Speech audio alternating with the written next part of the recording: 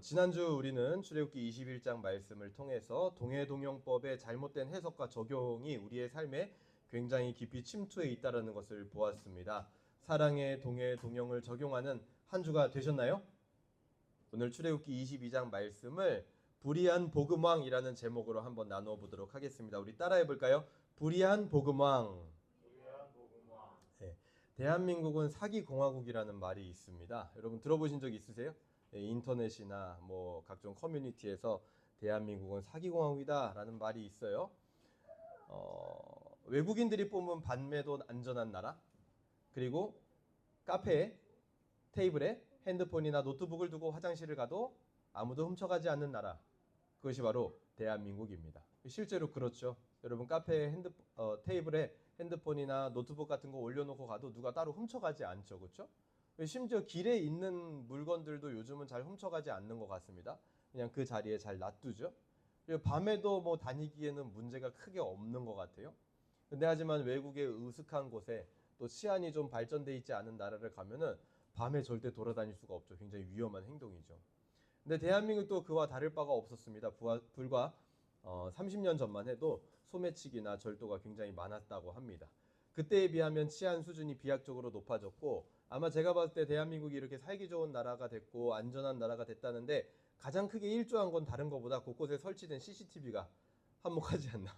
어딜 가도 저도 가끔 생각을 해봐요. 내가 CCTV 없는 곳으로 가야 된다면 어디로 가야 될까? 없어요. 어디든 CCTV가 다 설치가 돼 있습니다. 그게 이제 한몫을 하는 거겠죠. 근데 하지만 대법원 사법 영감을 보게 되면 정식 재판으로 기소되는 사람의 수, 그러니까 정식 재판으로 기소되는 사람의 수라는 거는 벌금형 정도의 약식 기소는 제외를 하는 겁니다. 그거는 정식 재판으로 기소됐다 그렇게 치질 않아요, 아예. 그거 제외하고 사법 영감에 정식 재판으로 기소된 사람의 수가 93년도에는 18만 명이었습니다. 근데 22년도에는 31만 명으로 증가했습니다. 약 2배가량 증가한 거죠. 18만 명에서 31만 명으로. 어떤 사람들이요? 정식 재판으로 기소되는 사람의 수가. 93년도에 대한민국 인구가 4,500만이라고 합니다. 그런데 2023년도에 이제 주택 총조사했을 때 인구가 5,100만으로 4,500만에서 5,100만이 됐다라는 것은 소폭 증가한 거예요. 왜냐하면 2배 가까이 막 성장한 게 아니잖아요. 근데 그 인구가 그렇게 소폭 증가한 거에 비하면 범죄 증가율은요 18만에서 31만, 거의 2배 가까이 증가를 했죠. 범죄 증가율은 상당히 빠르다라고 볼 수 있는 거죠. 인구 증가율에 비해서요. 특히 그 중에 절도는 1만 명 수준으로 꾸준한 게 좋은지는 모르겠지만 절도는 20년 동안 1만 명 수준으로 유지가 되고 있습니다. 그런데 그 사이에 사기라는 것은요 1만 명에서 4만 명으로 4배 가까이 폭증을 했다고 합니다. 이 절도에 비해서 사기는 피해자가 더 큰 숫자로 양산이 되기 때문에 더 큰 사회 문제를 야기한다는 거죠. 여러분 실제로 생각해 보세요. 절도를 할 때요. 내가 100명을 대상으로 갑자기 절도를 할 수는 없죠. 그럴 수 있나요? 100명 앞에 줄 세워놓고 무릎 꿇어, 손 들어, 주머니 내놔! 이럴 수 있어요? 불가능할 겁니다, 거의. 근데 하지만 사기는 만나는 사람들마다 사기를 쳐서 훨씬 더 많은 큰 숫자로 피해자가 양산될 가능성이 크다라는 겁니다. 우리가 알고 있는 유명한 사기 사건들도 굉장히 많습니다. 1982년도 장영자 이철이 사기단의 수천억 규모의 투자 사기. 2008년도 사건은 더 유명하죠. 조희팔이라고 하는 사람 들어보신 적 있으신가요? 네, 조희팔의 금융 다단계 사건. 그래서 금융회사를 설립한다라고 다단계를 모집해가지고 그 다단계 피라미드 조직이라는 게 이때 유명해진 거죠. 모든 사람이 다 알게 됐죠. 그때 당시 사기 금액을 최소 2조 원, 많게는 4조 원까지 잡고 있습니다. 그거를 한 사람이 다 먹고 어떻게 했어요? 잠적했습니다. 네, 엄청난 숫자죠. 2019년도에는 라임, 2020년도에는 옵티머스 이제 투자 회사 설립 사건으로 모두 1조 원 이상의 피해액을 남겼습니다. 그리고 그에 못지않게 요즘 계속되고 있는 사기 사건은 바로 전세 사기 사건입니다. 전세 사기 사건의 대표적인 사례로는 이제 주로 무슨 왕, 아파트 왕, 빌라 왕 이런 거 들어보셨죠? 이제 빌라 왕 김모 씨로부터 이제 시작이 된 건데요. 이게 이제 뉴스에 나오기 시작을 했는데요. 수도권에 이 사람 혼자서 소유하고 있는 빌라가 1139채였다고 합니다. 1139채의 보증금을 다 받아가지고 돌려주지 않은 채로 이 사람은 사망을 했습니다. 강서에 있는 빌라왕 정모 씨도 있었는데요. 서울에만 빌라를 200여 채를 소유를 했습니다. 청년 빌라왕이라고 했던 송모 씨는 20대 청년인데 인천 등지에서 빌라를 58채를 소유한 것으로 밝혀졌습니다. 이런 사람들이 전부 다 어떻게 했냐? 빌라를 임대해주고 전세를 주고 월세를 주고 보증금을 받아가지고 사라진 사람들이에요. 이런 경우 피해액은요 조 단위에 육박하고 지금 제가 열거드린 이 사람들이 다 어떻게 됐냐면요 사망했습니다. 시체가 발견됐어요. 그래서 이게 사건이 미궁인 거예요. 그래서 어떤 사람들은 아마 뒤에서 조작하는 사람들이 있었을 것이다. 이 사람들의 명의를 빌려가지고 빌라를 잔뜩 사서 돈을 보증금을 얻은 다음에 자기가 돈만 갖고 이 사람을 처리를 했다. 이렇게 보시는 분들도 많습니다. 그로 인해서 사망했기 때문에 수사가 진행될 수가 없고 보증금은 돌려받을 수 없게 되었다는 겁니다. 구제해 줄 수가 없는 거죠. 사실상 배상이 불가한 상태가 됐다는 거예요. 적어도 1139가정이 그렇게 됐다라는 겁니다. 그리고 200여 채를 소유했다면 200가정이, 50채를 소유했다면 50가정이. 그러니까 이 사람들이 이제 사망한 사람들이고요. 실종됐거나 도망친 사람들까지 포함을 하면요. 이 빌라의 숫자가 거의 막 10,000채 가까이 넘어갑니다. 엄청나게 많아요. 범죄의 근절도 중요하지만 지금 상황에서 이런 사기 사건에서 더 심각한 것은 배상이 제대로 이루어지지 않는 구조다라는 겁니다. 오늘 본문은 바로 이런 배상에 관한 법들을 다루게 됩니다. 그러니까 고대 율법에서도 이런 배상의 문제를 다루고 있는 것을 보면 어쩌면 이 사기라는 것은 아주 오래된 인간 사회의 고질병이다. 저는 그렇게 보여집니다. 본문 오늘 1절부터 15절까지 우리가 나누어 보려고 하는데요. 1절부터 15절까지는 방금 말씀드린 대로 배상에 대한 율법들을 이야기를 하고 있습니다.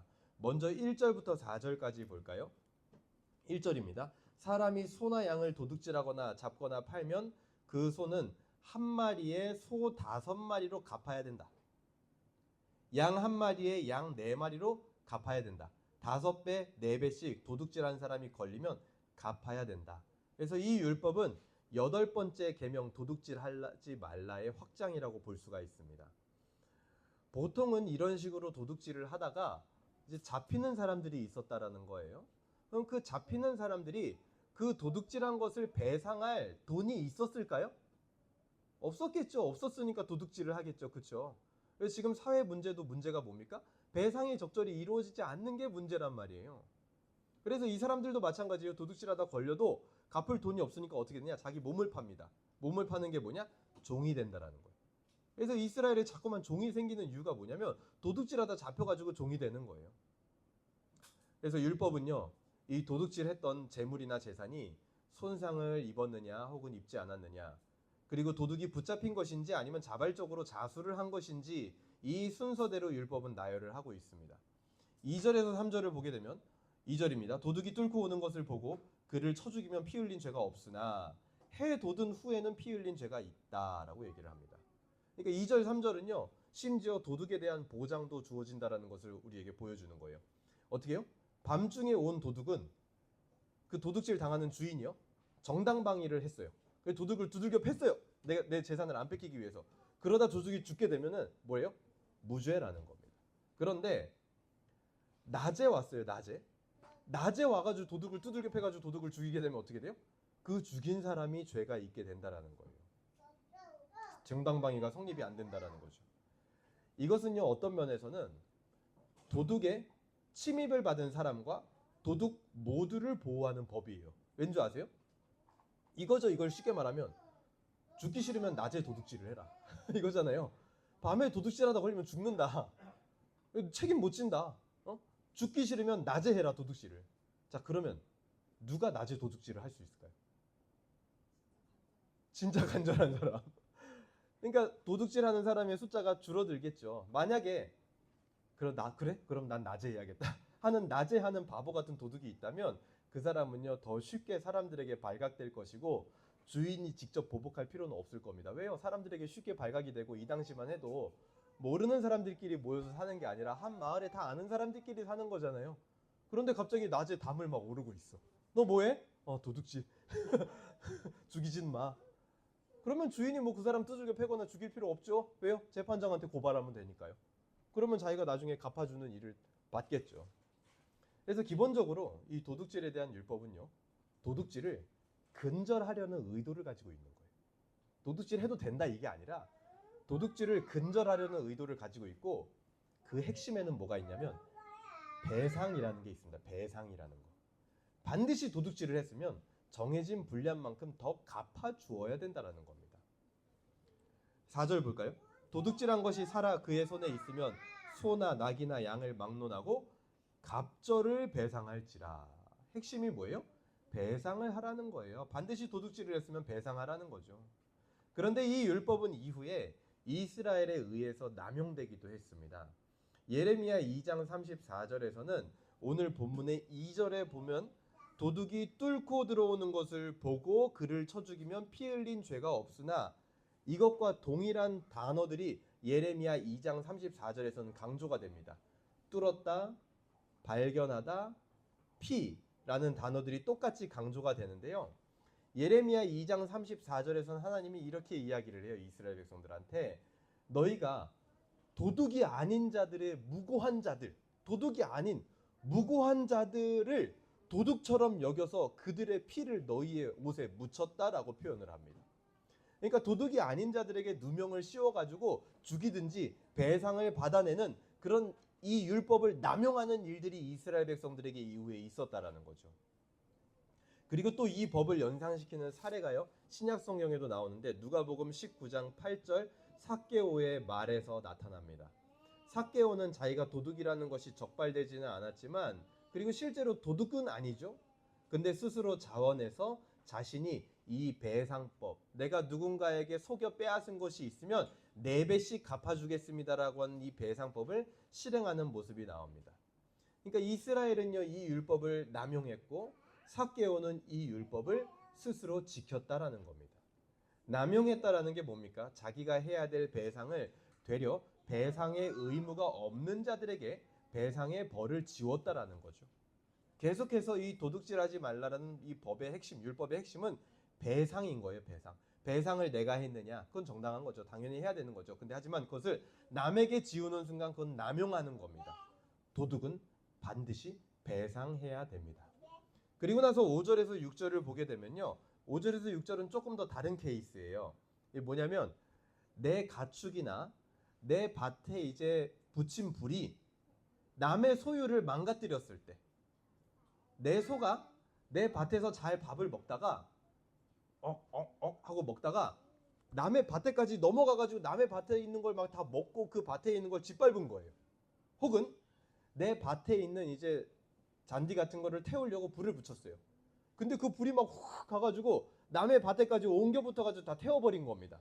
그런 경우에 어떻게 해야 되냐라는 것이 5절에서 6절에 나와요. 근데 여기에 이때 보면은 바아르라고 하는 히브리어 바아르라는 동사가 소와 불에 동일하게 사용이 됩니다. 이 단어는 짓밟다라는 의미로 보통은 파괴와 소탕의 개념을 가지게 됩니다. 그래서 신명기에서는 모세가 사람들에게 악을 바르해라, 그래서 그게 뭐냐면 악을 짓밟아라, 악을 소탕해라 라고 할 때 쓰이는 개념이에요. 그러니까 이 율법은요, 단순히 내 소나 불이 다른 사람의 재산에 피해를 입힌 거를 물어줘야 되는 것도 맞지만, 의미적으로 볼 때는 뭐냐면 악을 짓밟아야 되는데 이웃의 것을 짓밟아 버리는, 이웃을 짓밟아 버리는 것으로 볼 수 있다라는 거예요. 이 율법의 의미를 볼 때. 잠언 30장 16절은요. 한번 같이 볼까요? 잠언, 우리 오늘 본문을 딱 잡아 놓고요. 잠언으로 가보겠습니다. 잠언, 시편, 잠언, 전도서죠. 잠언 30장 16절입니다. 잠언은 31장까지 있으니까 끝입니다. 30장 16절 같이 한번 읽어보겠습니다. 잠언 30장 16절 시작. 곧 수월과 아이 베지 못하는 태와 물로 채울 수 없는 땅과 족하다 하지 아니하는 불인이라. 여기 마지막에 뭐라 그래요? 족하다 하지 아니하는, 그러니까 불만족이죠.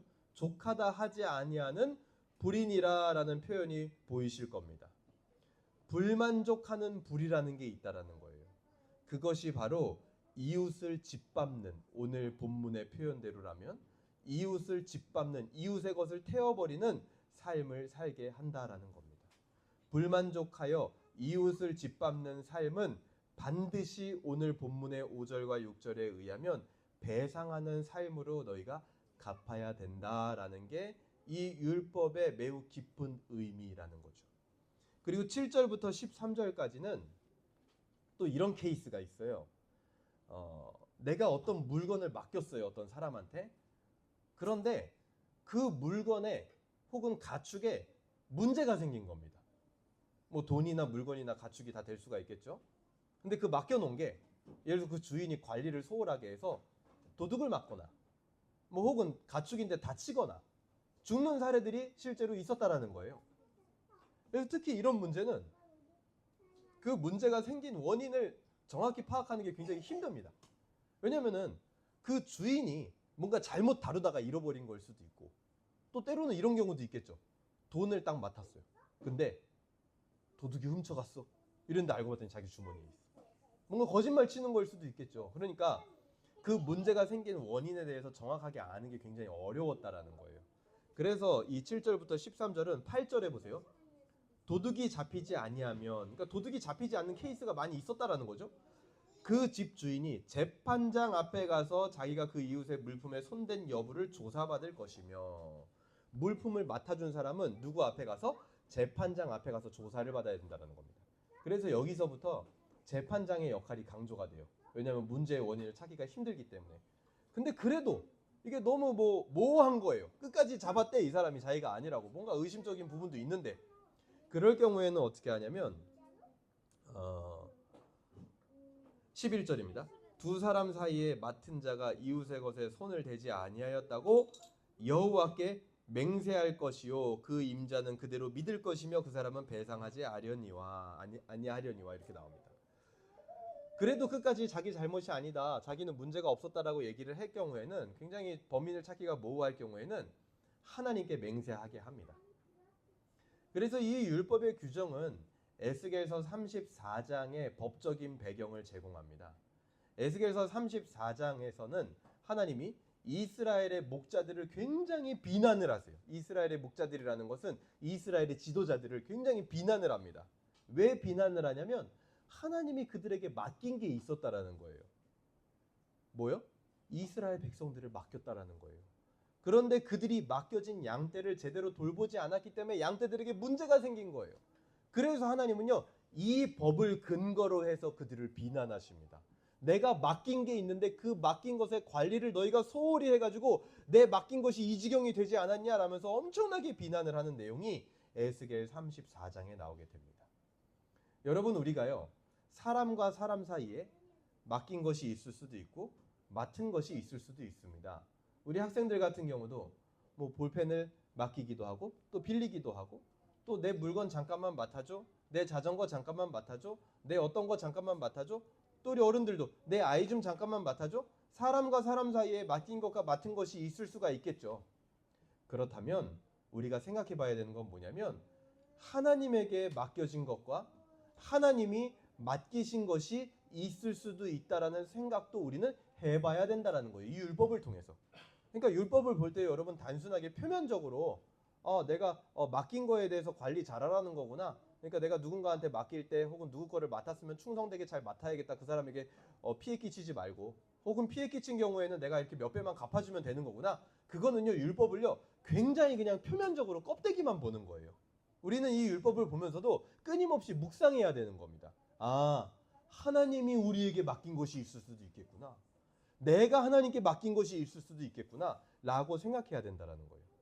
바울은요, 디모데후서 4장 7절에 보면 자신에게 맡겨진 것들에 대해서 나열합니다. 한번 가볼까요? 디모데후서 4장 7절입니다.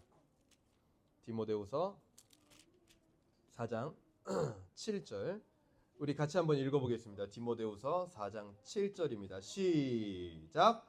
나는 선한 싸움을 싸우고 나의 달려갈 길을 마치고 믿음을 지켰으니 이렇게 나와요. 이게 뭐냐면 자기에게 맡겨진 것들을 지금 나열하고 있는 거예요. 자기에게 맡겨진 게 뭡니까? 선한 싸움을 하나님이 맡겼습니다. 그리고 달려갈 길을 맡겼어요. 믿음을 지키는 것을 맡겼습니다. 이 모든 것에 대해 바울은요, 충실한 관리인이었어요. 그래서 디모데후서 4장 8절 그 밑에 보면 이렇게 말해요.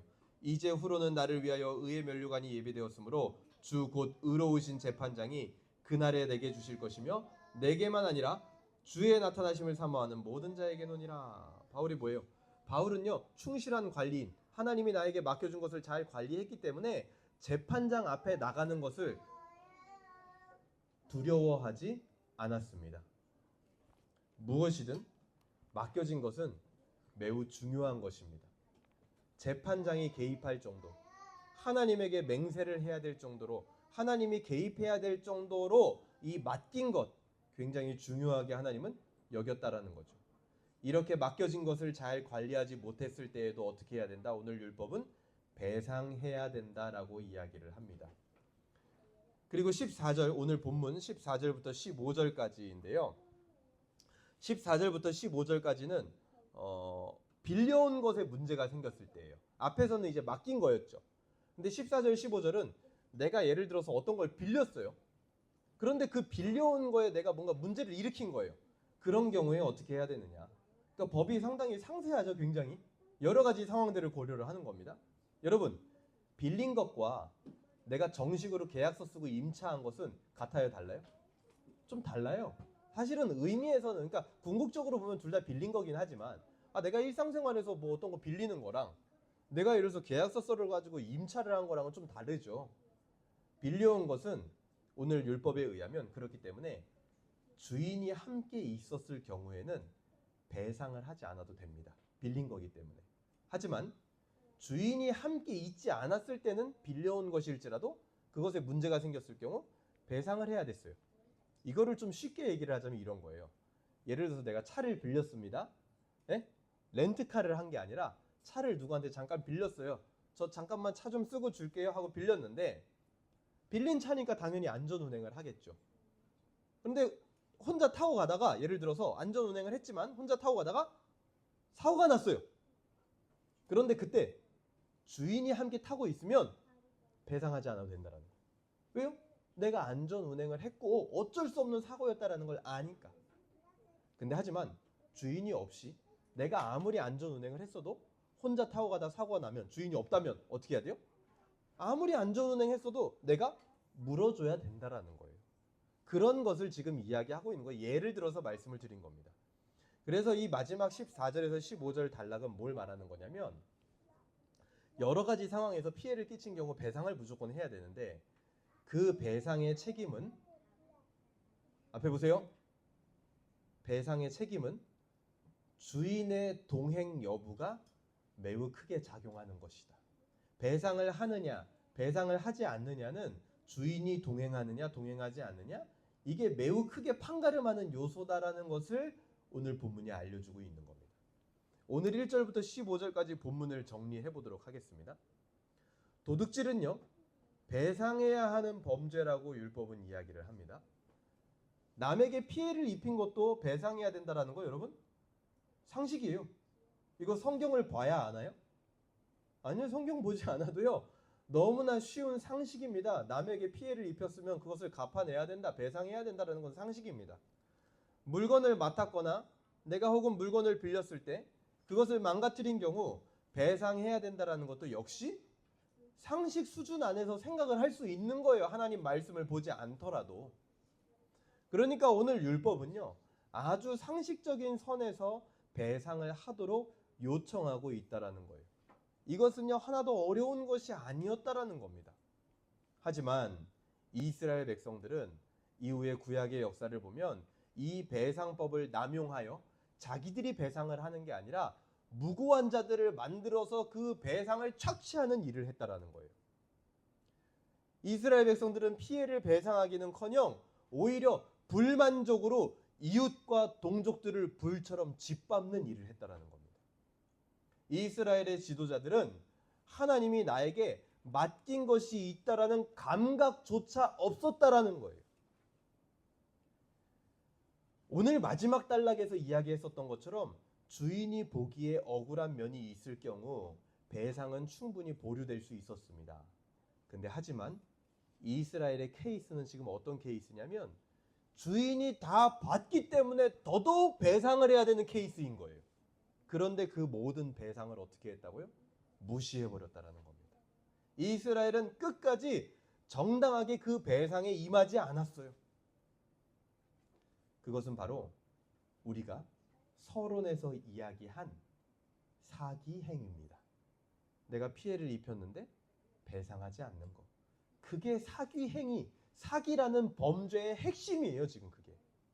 즉, 이스라엘 백성들은 지금 하나님을 상대로 배상하지 않는 사기를 친 거예요. 하나님을 상대로 뭘 한 거다? 사기를 친 거예요, 지금. 누가요? 이스라엘 백성들이요. 우리는 율법의 표면적 의도대로 다른 사람들에게 웬만하면 피해를 입히지 않고 살아갑니다. 여러분 모두 도둑질하지 않았을 거예요.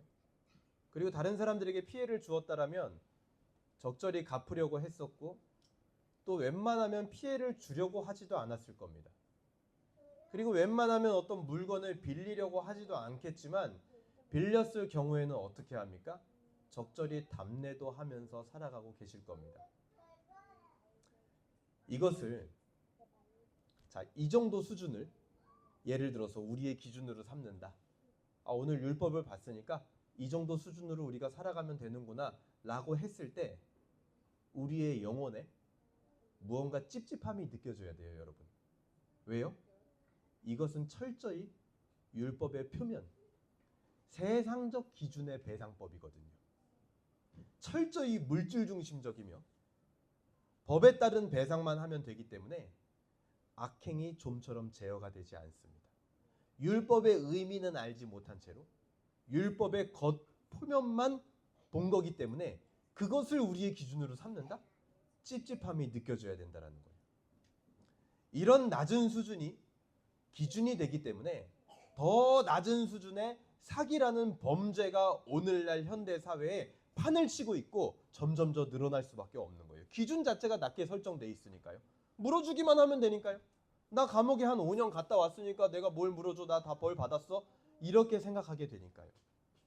하나님의 배상법은요, 이와는 기준이 완전히 다릅니다. 우리는 그 지점에 서 있는 자들이 돼야 돼요. 그런 낮은 지점, 율법의 표면만 이야기하는 지점에 우리가 서 있어서는 안 된다라는 겁니다. 여러분, 하나님께 대하여 우리는 어떻습니까? 자, 다시 질문 드립니다. 우리의 기준이 달라져야 돼요. 자, 제가 기준을 다르게 하는 질문을 드릴 거예요. 하나님께 대해서 우리는 어떻냐는 거예요. 하나님이 우리에게 맡긴 것이 있다라는 것을 알고 그것을 적절하게 관리하며 문제가 생기지 않도록 하고 있습니까? 나의 삶에서 불만족하는 불이 단순히 내 개인의 감정의 문제가 아니라 이웃을 짓밟고 있다라는 것을 혹시 알아채지도 못하고 있지는 않습니까? 내가 불만족하는 게요, 절대 내 개인의 문제로 끝나지 않는다라는 거예요. 내가 불만족하는 그 불은요, 오늘 율법처럼 반드시 이웃을 짓밟는 불이 되어진다라는 것을 우리가 알아야 되는데도 불구하고 이스라엘 백성들처럼 그거를 눈치도 못 채고 있는 경우도 있을 수 있다라는 거예요. 그러니까 우리가 마음껏 불만족하고 있는 겁니다. 자, 누구도 시키지 않았지만 스스로 배상의 책임을 졌던 삭개오와 같이 하나님을 향한 스스로 배상하는 삶을 살아가고 있습니까? 아니면 내가 누군가에게 배상해야 돼서 하는 행위임에도 불구하고 그냥 내가 이 사람을 도와준 거야, 내가 이 사람에게 자선을 베푼 거야 라고 착각하며 생각하고 살아가고 있지는 않습니까? 다시 말씀드립니다. 우리가 이 부분 이해하는 게 되게 중요합니다. 삭개오처럼 하나님을 향하여 스스로 배상하는 삶을 살고 있는지. 그러니까 삭개오는요, 내가 4배씩 갚아주겠다라고 했을 때 제가 자선 행사하겠습니다, 제가 남들 좀 한번 도와보겠습니다, 이런 마음으로 한 게 아니에요. 빚진 자의 마음으로 내가 해야 될 배상을 마땅히 갚은 낮은 마음으로 배상을 하며 살았다라는 거예요. 자, 그거를 우리한테 한번 대입을 해야 된다라는 거예요. 내가 누군가에게 무언가를 베풀었을 때, 무언가를 갚아주었을 때, 무언가를 했을 때, 행위를, 선행이라는 걸 했을 때 그거를 내가 이 사람을 도왔다, 내가 이 사람에게 자선을 베풀었다, 그 모든 게 착각하면서 사는 거라는 거예요. 그거는요, 우리가 마땅히 하나님을 향하여 해야 될 배상이었다라는 거죠. 근데 혹시 누군가를 돕는 것으로, 자선을 행하는 것으로 착각하며 생각하고 있지는 않았는지 한번 돌아봐야 된다라는 겁니다. 전세 사기를 했던 빌라 왕들의 고질적인 문제는 피해자들의 목숨과도 같은 보증금을 반환하지 않고 잠적하거나 은닉하여 돌려주지 않는 것에 그 악랄함이 있습니다. 하나님의 율법을 맡아 제사장 나라로 살아야 했던 이스라엘이 그 진귀한 말씀의 보화를 가지고 자기들 안에서만 은닉해버린 것과 똑같은 거예요. 자, 예수 그리스도의 복음을 맡아 복음의 증인으로 살아야 했던 우리가 그 감추인 보화와 같은 진리를 우리 안에 은닉해 두는 것과 똑같은 것이라는 겁니다.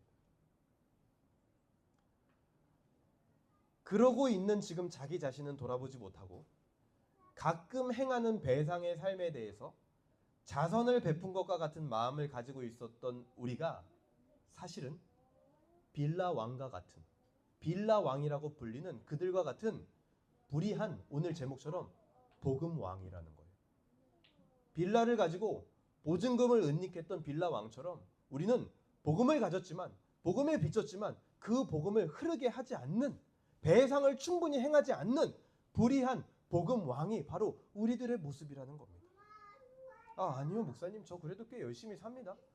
복음을 흐르게 하려고 얼마나 제가 애를 쓰는지 목사님은 모르실 거예요. 저 그래도 꽤 열심히 하고 있습니다. 여러분, 잠언 30장 16절 우리가 아까 봤죠? 거기 뭐라고 말합니까? 족하지 아니하는 불에 대해서 이야기합니다. 만족하지 않는 불이 있다라고 이야기를 해요.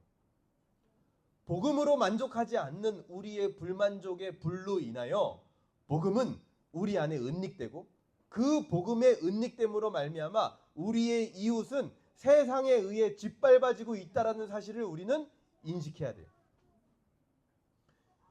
그들의 유일한 구제책인 복음을 은닉시켰기 때문에 그런 일이 벌어지는 것이고, 이것이 만족함 없는 내 감정과 내 욕심이 낳은 범죄의 결과들이라는 겁니다. 그러니까 내가 불만족하면서 살아가는 것, 삶의 사소한 부분에서 그것이 얼마나 큰 일을 벌어지게 하는지 우리는 모르고 있기 때문에 목사님, 저 꽤 열심히 살고 있습니다, 이 말이 나와진다라는 거예요. 하나님은요, 우리에게 내 옆을 지나가는 보증금을 돌려받지 못한 피해자와 같은 사람들을 나에게 맡겨주신 것입니다. 하지만 세상은 철저히 우리의 눈을 가리워서 세상의 수준에서의 배상만 생각하고 보게 하는 겁니다. 그리고 그걸 하고 자기 위로를 하게 만드는 거죠. 이런 현상은 불만족의 불이 가득한 세계에서 낮은 기준으로 만족하며 진짜 배상을 실천하지 않는 불의한 복음 왕들을 양산해낸다라는 겁니다. 여러분, 삭개오는 어떻게 스스로 4배씩 갚아주겠다라는 배상을 행할 수 있었을까요? 누가복음 19장 한번 8절을 보겠습니다. 누가복음 19장 8절입니다. 누가복음 19장 8절. 삭개오가 서서 주께 여짜오되 주여 보시옵소서, 내 소유의 절반을 가난한 자들에게 주겠사오며 만일 누구의 것을 속여 빼앗은 일이 있으면 내 갑절이나 갚겠나이다.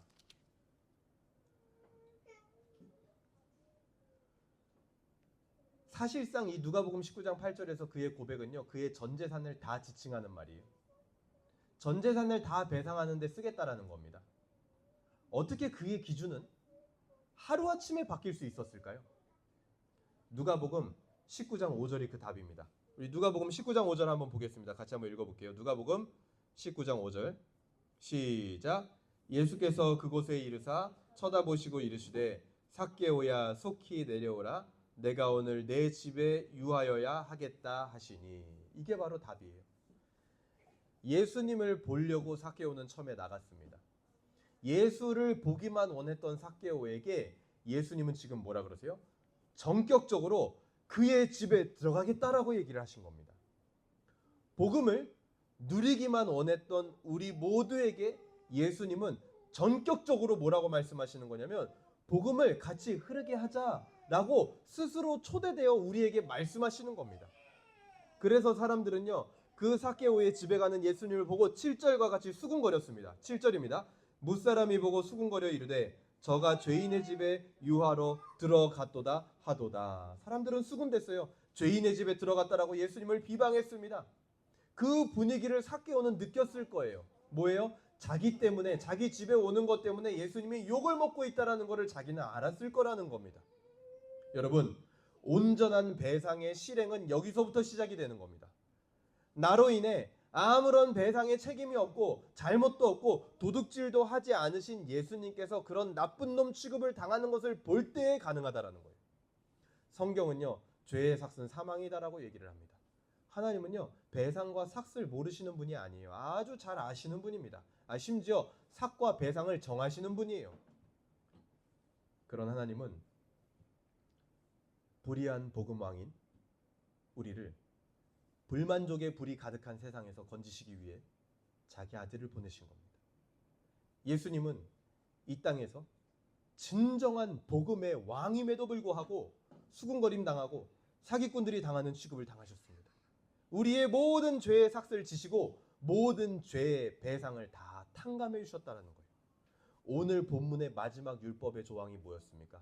주인이 함께 있으면 배상하지 않아도 됐죠. 그 원리를 그대로 예수님이 적용해 주신 거예요.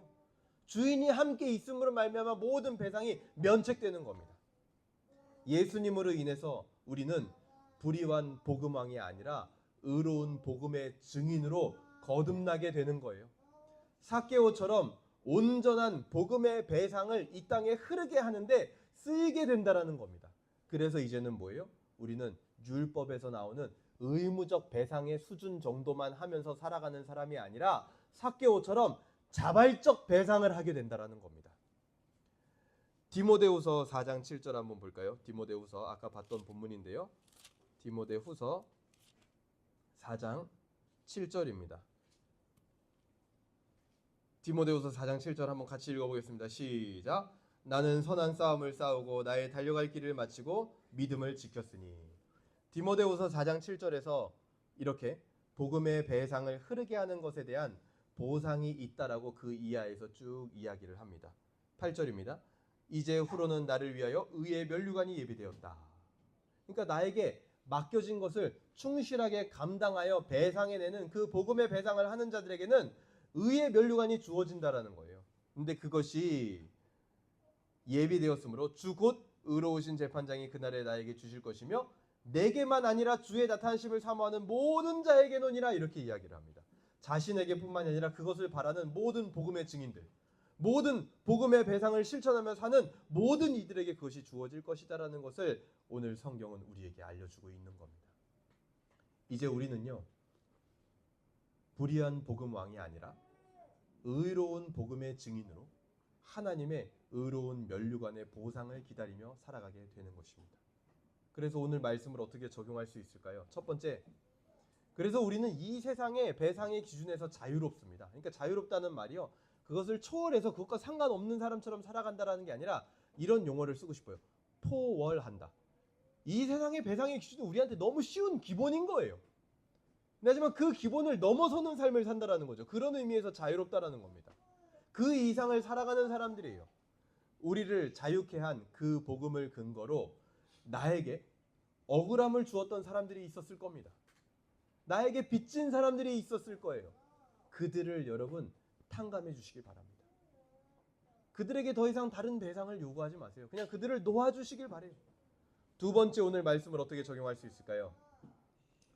세상에서 온전한 배상을 받지 못하여 마치 보증금을 은닉당한 사람들처럼 소망 없이 살아가는 사람들, 삭개오와 같이 예수님을 만나야 하는 영혼들이 있을 겁니다. 특히 다른 사람 간에 문제가 생긴 이들, 억울함을 가진 이들, 그들을 향하여 나랑 상관없는 일이지만 내가 먼저 자발적 배상을 해준다면 여러분 어떨까요? 어떻게 삭개오처럼 신박한 그런 배상을 실천할 수 있을까요? 뭐 우리의 전 재산을 다 드려라 그런 거 아닙니다.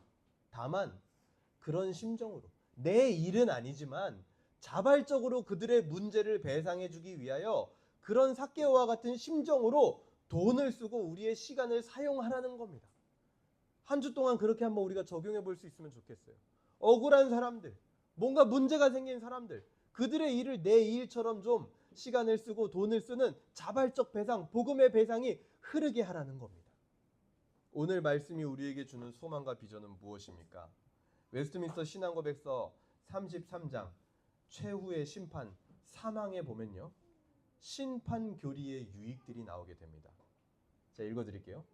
장차 심판 날이 있으리라는 것을 그리스도께서 우리에게 확실하게 확신시키고자 하셨던 것은 모든 사람들이 죄를 멀리하게 하고 경건한 사람들이 역경 가운데 있을 때 큰 위로를 받게 하시기 위함이었다. 심판이 있다라는 걸 알려준 이유가 이런 이유들이라는 거예요. 죄를 멀리하고 역경 가운데 있을 때 위로받게 하기 위해서. 언젠가 이 역경이 끝난다. 마찬가지로 그는 그 날을 사람들에게 감추어 두어서 사람들이 유격적인 안정감을 떨쳐버리고 주께서 언제 오실지 그 시간을 알지 못하므로 항상 깨어있도록 하셨다. 그런데 그 마지막 날을 감춰두셔가지고 주님이 언제 올지 모르니까 사람들이 함부로 유격적인 안정감, 그러니까 유격적인 안정감이 오늘 뭐냐면 그거예요. 세상적 배상의 기준. 나 뭐 이 정도 하면서 살면 됐지 뭐. 나 뭐 이 정도 갚으면서 살면 됐지. 그런 유격적 안정감을 떨쳐버리게 하기 위하여 주님께서 언제 오실지를 감춰두었다라는 거예요. 그래서 그 시간을 알지 못하므로 항상 깨어있도록 하셨고, 오시옵소서 주 예수여, 속히 오시옵소서 아멘 하고 말할 수 있도록 항상 준비하게 하셨다라는 겁니다. 오늘 말씀을 정리하겠습니다.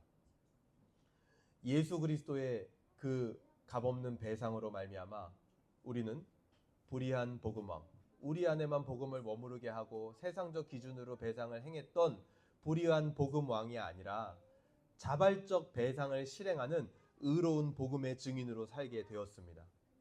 우리는 이 세상의 배상의 원리를 아까 말씀드린 대로 초월이 아니라 포함하는 초월, 포월하여 다른 이의 억울함까지도 우리가 배상해내는 삶을 우리의 방향성으로 정해야 되는 것입니다. 여러분, 그런 삶은요, 굉장히 고단할 것입니다. 때로는 손해를 볼 것이고 때로는 억울할 것입니다. 하지만 그것의 배상, 이 배상이요, 영어 성경에 보면 뭐라고 나와 있냐면 페이백이라고 돼 있어요. 그 페이백은 마지막 때 완벽하게 주님에 의해서 준비되고 있다는 사실을 여러분 잊지 마시길 바랍니다. 한 주도 불의한 복음왕이 아니라 기준을 높여서 의로운 복음의 증인이 되어 다른 이의 억울함을 대신 배상하는데 나의 시간과 나의 물질을 사용하는 우리가 되어 승리하는 한 주가 되기를 주님의 이름으로 소망합니다. 아멘. 우리 이 시간